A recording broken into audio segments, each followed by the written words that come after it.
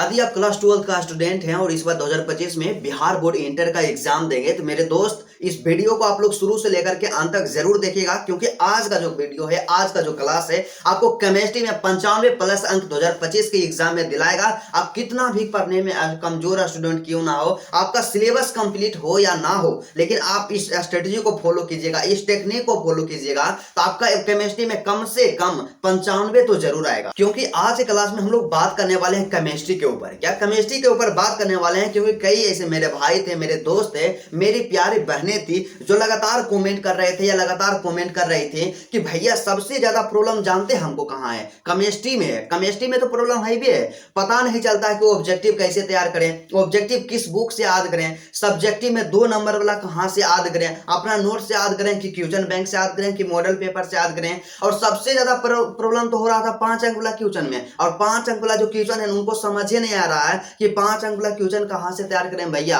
और एक प्रॉब्लम जानते हैं, मेरा कमेंट का जो बॉक्स है उसमें लगातार हमेशा कमेंट आ रहा था, और कई स्टूडेंट्स हम पर्सनली बात भी किए फोन पे, तो हमेशा वो बता रहे थे कि भैया सबसे ज्यादा केमिस्ट्री में जानते हैं दिक्कत कहां है? ऑर्गेनिक केमिस्ट्री में दिक्कत है। ऑर्गेनिक केमिस्ट्री समझ ही नहीं आता है। ऑर्गेनिक केमिस्ट्री हम जहां पढ़ते थे ना, अभी तक वहां ऑर्गेनिक केमिस्ट्री नहीं पढ़ाए हैं, या ऑर्गेनिक केमिस्ट्री अभी पढ़ाना स्टार्ट किए हैं, या कई ऐसे मेरे भाई थे जो बोल रहे थे कि ऑर्गेनिक केमिस्ट्री का मात्र 1 से 2 चैप्टर पढ़ाए हैं अभी, और समझ ही नहीं आता कि आप क्या करें, इतना कम समय बचा हुआ है, कैसे अपना तैयारी कंप्लीट करें। तो मेरे दोस्त, यदि आप भी इन तमाम समस्याओं से, यदि आप भी इन तमाम प्रॉब्लम से परेशान हैं, तो इस वीडियो को शुरू से लेकर के अंत तक देखिएगा। नहीं तो केमिस्ट्री में आज के बाद किसी भी तरह का कोई भी दिक्कत ना हो, चाहे ऑब्जेक्टिव रहे या सब्जेक्टिव रहे, या 2 अंक वाला क्वेश्चन रहे या 5 अंक वाला क्वेश्चन रहे, बिल्कुल 110% यहाँ पे सोल्यूशन मिलेगा।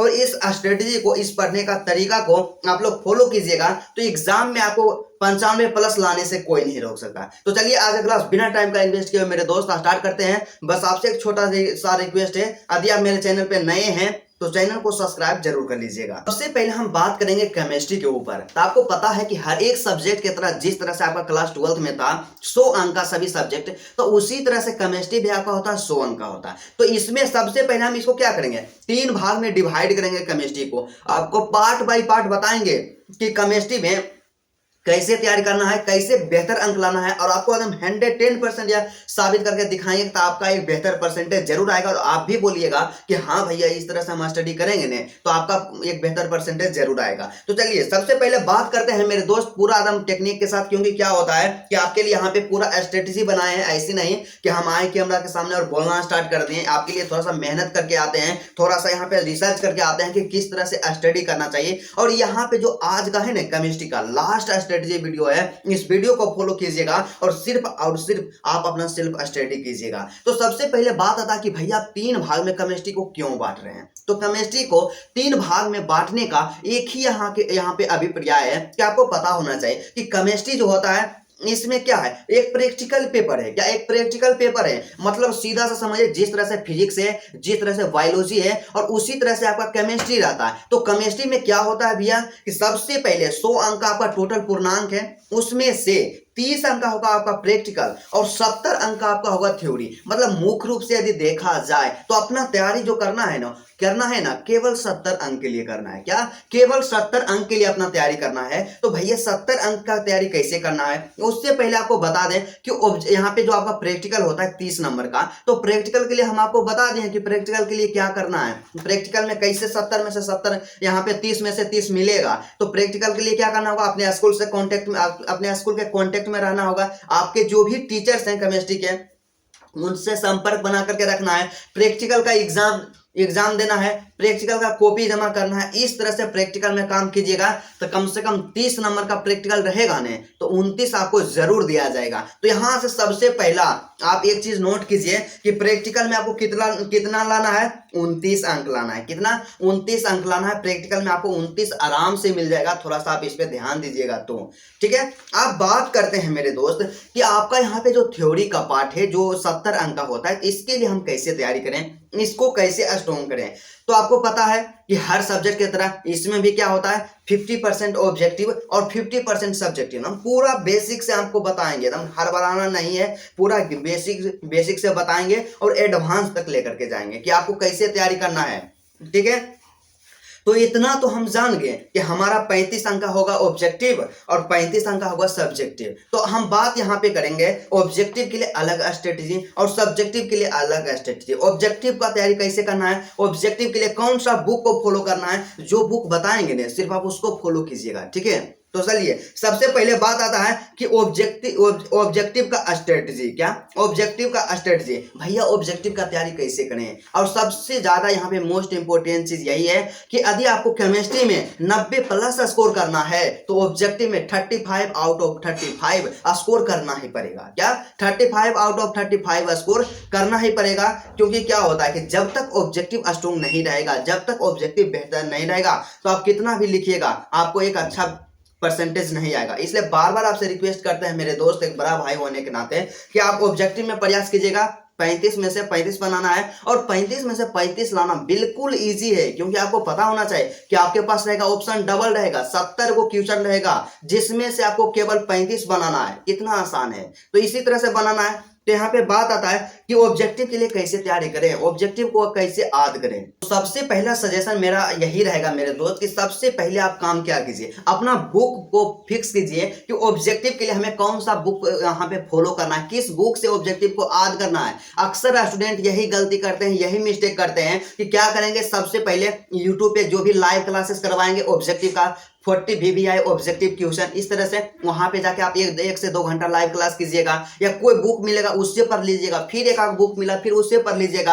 आपके पास एक फिक्स होना चाहिए, एक फिक्स बुक होना चाहिए। और मेरा ऐसा मानना है ना कि सबसे पहले आप अपना रिसोर्स जो आपका होता है, जो आपका स्रोत है, उसको फिक्स कीजिए, अपना बुक को फिक्स कीजिए और एक ही बुक को फॉलो कीजिए, क्योंकि आपके पास समय बिल्कुल कम है। और ऑब्जेक्टिव के लिए बताएं ना, सबसे बढ़िया और सबसे अच्छा बुक क्या है कि किसी भी पब्लिकेशन का ओनली फॉर ऑब्जेक्टिव। क्या ऑब्जेक्टिव के लिए कोई भी बुक ले लीजिए, काफी है, और उससे ज्यादा एग्जाम में नहीं आएगा। और एक बुक लीजिएगा ना ऑब्जेक्टिव का एक बुक लीजिएगा, उसमें सभी सब्जेक्ट कवर हो जाएगा, सिर्फ उसमें ऑब्जेक्टिव होना चाहिए, ठीक है। तो ऑब्जेक्टिव उसमें रहेगा, उससे पूरा कवर हो जाएगा आपका। तो इसलिए बार बार रिक्वेस्ट करें कि ऑब्जेक्टिव का पर्सनली कोई भी बुक मार्केट से ले लीजिएगा, और जो बुक लीजिएगा ना ऑब्जेक्टिव का, उसके अलावा और कुछ ऑब्जेक्टिव के लिए नहीं पढ़ना है, अदर बुक आपको नहीं पढ़ना है, बस ऑब्जेक्टिव के लिए जो बुक लीजिएगा वही पढ़ना है। तो सबसे पहले यही है कि ऑब्जेक्टिव के लिए एक पर्सनल बुक ले लीजिएगा। आप लोग यहाँ पे बोलिएगा कि भैया कौन सा बुक लें, एग्जाम्पल बता दीजिए। तो यह आता है टारगेट का ऑब्जेक्टिव का बुक आता है, ले लीजिएगा, बेहतर है अपने आप में, या किसी भी पब्लिकेशन का क्यों ना हो,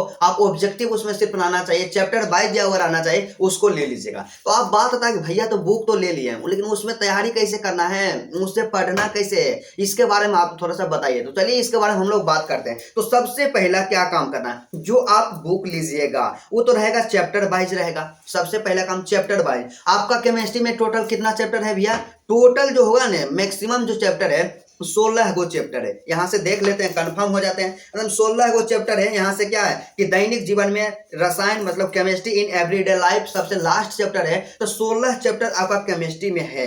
तो 16 चैप्टर केमिस्ट्री में है, तो 16 चैप्टर है केमिस्ट्री में, है ना।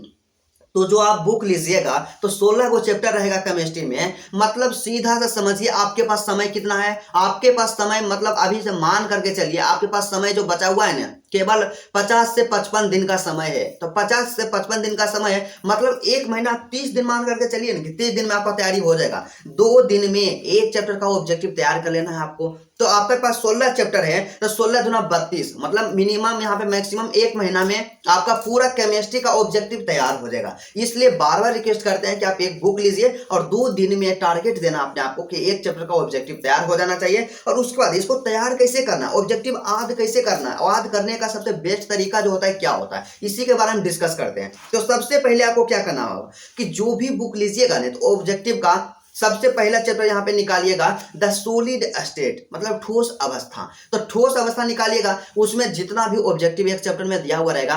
सबसे पहला काम क्या कीजिएगा, जो भी PYQ ऑब्जेक्टिव है, क्या है, जो भी PYQ ऑब्जेक्टिव है, मतलब कहने का जो कि 2011 से लेकर के 2024 तक पूछा गया है मेरे दोस्त, सबसे पहले उसको आप तैयार कीजिए। क्या उसको आप तैयार कीजिए, 110% जो पूछा गया ना याद होना चाहिए। सबसे पहले उसी को याद कर लीजिए। उसके बाद उसको याद किए ना, उसका दूसरा काम क्या करना है, कि जितना न्यूमेरिकल दिया गया है ना उस चैप्टर में, न्यूमेरिकल को छोड़ देना, उसको एकदम काट देना, न्यूमेरिकल पे ध्यान देना ही नहीं है आपको, ठीक है। और तीसरा काम आपको क्या करना है, तीसरा काम क्या करना है कि न्यूमेरिकल को छोड़ करके आप PYQ क्वेश्चन को याद कर लीजिएगा। उसके अलावा जो भी उसके अलावा एक्स्ट्रा क्वेश्चन बचेगा ना उसको भी याद कर लीजिएगा। तो सबसे पहले सिंपल से यहाँ पे कहने का मतलब है आपका जो भी एक चैप्टर रहेगा उसमें पूरा ऑब्जेक्टिव को याद करना है, जितना ऑब्जेक्टिव दिया हुआ रहे, सिर्फ न्यूमेरिकल को छोड़ करके। लेकिन सबसे तरीका होना चाहिए आपके अच्छा क्या होना चाहिए कि सबसे पहले आपको PYQ क्वेश्चन तैयार करना चाहिए जो एग्जाम में पूछा जा चुका है। इस तरह से आप यहाँ पे बात आता है कि भैया जानते हैं ऑब्जेक्टिव कैसे याद करें। 2 दिन में एक चैप्टर का ऑब्जेक्टिव होगा याद, कहा कि 50 से 60 को ऑब्जेक्टिव रहता है एक चैप्टर में, याद करना आसान है।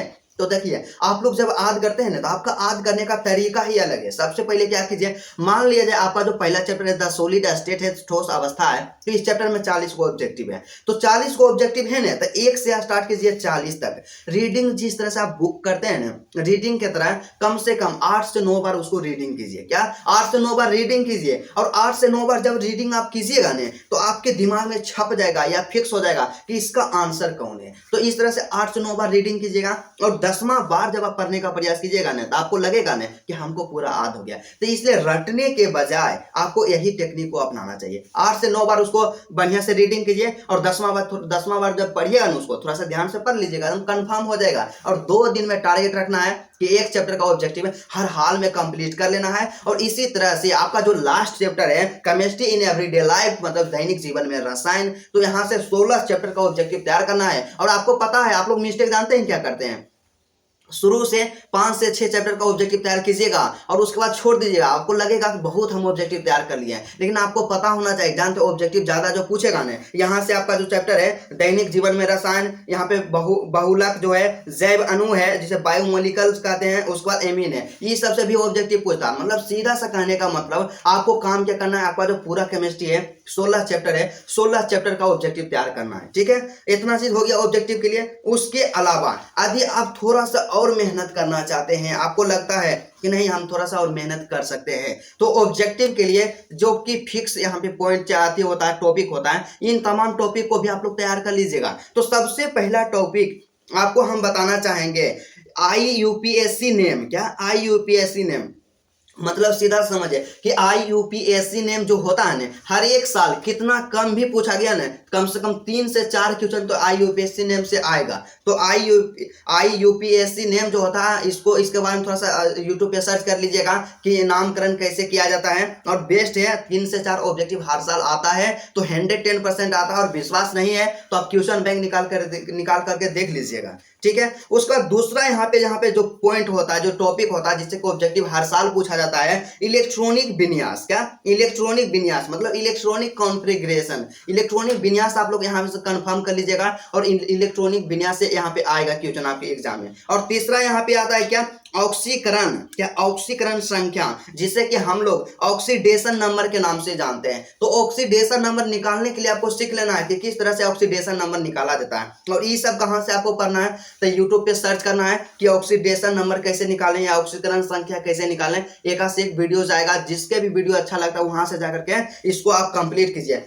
तो आपको जो भी इंपॉर्टेंट टॉपिक बताए हैं इसको कब पढ़ना है, तो आपको कब पढ़ना है, संडे के दिन पढ़ना है। 1 महीना मान लिया जाए, 1 महीना में कम से कम मिनिमम जो संडे आएगा, 3 गो संडे आएगा, तो 3 संडे आए 3 टॉपिक बताएं। एक संडे में IUPAC नेम लेना है, इसके बारे में पढ़ लेना है। दूसरा का संडे में इलेक्ट्रॉनिक विन्यास के बारे में पढ़ लेना है। और तीसरा का संडे में ऑक्सीडेशन नंबर कैसे निकालते हैं इसके बारे में पढ़ लेना। 3 टॉपिक आप लोग पढ़ लीजिएगा और नहीं भी पढ़िएगा तो कोई दिक्कत नहीं रहेगा यदि आप चैप्टर वाइज ऑब्जेक्टिव को तैयार करते हैं। तो कम से कम ऑब्जेक्टिव के लिए आपको इतना काम करना ही पड़ेगा। इस तरह से ऑब्जेक्टिव को तैयार कीजिएगा, आपको एग्जाम में एक बेहतर परसेंटेज जरूर आएगा। और मैं 110% यह लिख करके दे सकता हूं कि यदि आप जो भी टेक्निक इसमें बताएं, आपको बताएंगे, केवल एक बुक आप यहाँ पे फिक्स कीजिए। आपको एक बुक के अलावा कहीं भी कुछ भी नहीं पढ़ना, ना ही क्वेश्चन बैंक पढ़ना है, कुछ भी नहीं। सिर्फ आपको क्या करना है, जो हम बताए ना, एक बुक ले लेना है, वही बुक पढ़ना है, उससे बाहर ऑब्जेक्टिव नहीं आएगा। तो 110% ऑब्जेक्टिव बाहर नहीं आएगा, बस आपको इतना ही काम करना है, ठीक है। तो इस तरह से ऑब्जेक्टिव में 35 में से 35 स्कोर होगा। और उसके अलावा आपको बताएं कि ऑब्जेक्टिव को थोड़ा सा प्रैक्टिस करना चाहते हैं तो टारगेट का एगो मॉडल पेपर ले लीजिएगा। क्या टारगेट का मॉडल पेपर ले लीजिएगा। यदि आप हिंदी मीडियम का स्टूडेंट हो तो हिंदी वाला लीजिएगा, और इंग्लिश मीडियम का स्टूडेंट हो तो इंग्लिश मीडियम वाला लीजिएगा। और टारगेट का मॉडल पेपर जब लीजिएगा तो केमिस्ट्री का 5 गो सेट दिया हुआ रहेगा, तो 5 सेट में ऑब्जेक्टिव रहेगा 70-70 ऑब्जेक्टिव रहेगा, तो 70-70 करके 5 गो सेट रहेगा। तो 5 सेट का सिर्फ प्रैक्टिस कर लीजिएगा, रिवीजन कर लीजिएगा। एग्जाम में उससे बाहर ऑब्जेक्टिव नहीं पूछेगा, तो 110% नहीं पूछेगा। ऑब्जेक्टिव का तो टेंशन यहाँ से खत्म हो गया। अब बात आता है कि जैसे देखिए यहाँ पे क्या हुआ, सबसे पहले आपको बताएं कि हम एड आपको करवाते जाएंगे कि आपको कितना नंबर आएगा। यहाँ पे बताएं कि न्यूमेरिकल में आपका कितना आ गया, न्यूमेरिकल यहाँ पे प्रैक्टिकल, क्या प्रैक्टिकल में आपका 29 आया था, ठीक है। तो ऑब्जेक्टिव में कितना आ जाएगा, तो ऑब्जेक्टिव में मान करके चले तो 35 में से 35 तो ऐबे करेगा, तो 29 और 35 को हम लोग जब ऐड करते हैं तो कितना आता है, 64 आता है, 64 आता है। तो 64 नंबर तो यहाँ से फिक्स हो गया। अब यहाँ पे आपके पास जो बच गया ना 35 अंक बच गया। 35 अंक के लिए आपको क्या करना होगा, सब्जेक्टिव के लिए आपको क्या करना होगा। सबसे ज्यादा समस्या जो होता है सब्जेक्टिव में होता है, सब्जेक्टिव को हम लोग तैयार नहीं कर पाते हैं। 2 अंक वाला क्वेश्चन के लिए क्या करें, 5 अंक वाला क्वेश्चन के लिए क्या करें, यही सबसे ज्यादा प्रॉब्लम रहता है। तो इसके लिए क्या है टेक्निक, इसके लिए क्या है स्ट्रेटेजी। तो इसके लिए सबसे पहले बात करना चाहेंगे, कई ऐसे मेरे भाई होते हैं, मेरे दोस्त होते हैं, अक्सर कमेंट कर रहे थे कि भैया ऑर्गेनिक केमिस्ट्री में सबसे ज्यादा प्रॉब्लम है, ऑर्गेनिक केमिस्ट्री के लिए क्या करें। तो आपको पता होना चाहिए कि ऑर्गेनिक केमिस्ट्री में कितना चैप्टर है। ऑर्गेनिक केमिस्ट्री में यदि देखा जाए तो यहाँ पे क्या है 1 2 3 4 5 6 7 गो चैप्टर है। क्या 7 गो चैप्टर है, जिसमें से जानते हैं इतना इजी चैप्टर है ना कि उसमें सिर्फ आपको रटना है। आपको प्रॉब्लम कहाँ होगा, हेलो एल्केन तथा हेलो एरिन में होगा प्रॉब्लम। आपको दिक्कत कहाँ होगा, एल्कोहल, फिनोल और ईथर में दिक्कत होगा। उसके बाद एल्डिहाइड, कीटोन एवं कार्बोक्सिलिक अम्ल यहाँ पे है। और उसके बाद एक जो यहाँ पे आता है एमीन। ये 4 गो चैप्टर जो ऑर्गेनिक केमिस्ट्री में बताए ना, तो 4 चैप्टर आपको थोड़ा सा पढ़ने में डिफिकल्ट हो सकता है, कठिनाई आपको आ सकती है।